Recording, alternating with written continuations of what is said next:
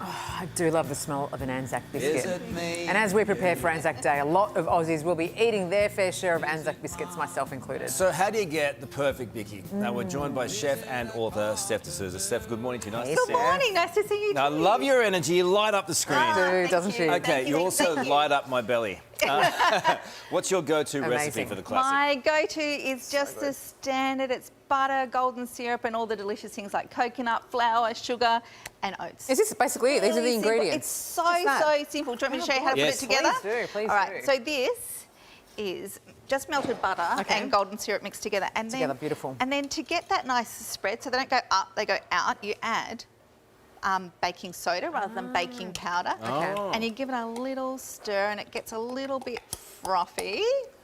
And then we just pour that in here, just like that. Because this is obviously the traditional version. If you wanted it to mix it up a little bit, you can add different Oh ingredients. yeah, you could throw in some chocolate chips or whatever you kind of love like. Sugar, Only a little bit of sugar just then? a little bit.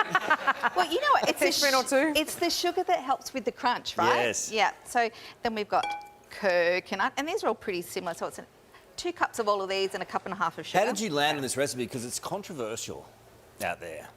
Look, there's so many different versions, isn't there, really? And this is by far not the traditional one. Before, when the mums and girlfriends were sending them to the soldiers, obviously probably didn't have any butter in it. Yeah, that's true. You know, probably didn't have a lot of sugar because they needed it to be like a brick in order to last. For it to- so it would yeah, last, exactly. exactly. A teeth breaker. And it was kind of more about filling their bellies rather than tasting good. Being a sweet treat, yeah. Obviously, it tastes a lot nicer now. Yeah, so that is the mixture. Just give it That's a a really real good workout. turn. I know. It's coming together very well, I know, though. it does. Yeah. It's just that, yeah, exactly. It's pretty simple. Okay, so there we go. There we have it. Mixture's done. And then it's really simple. You just get your old Scoop it out.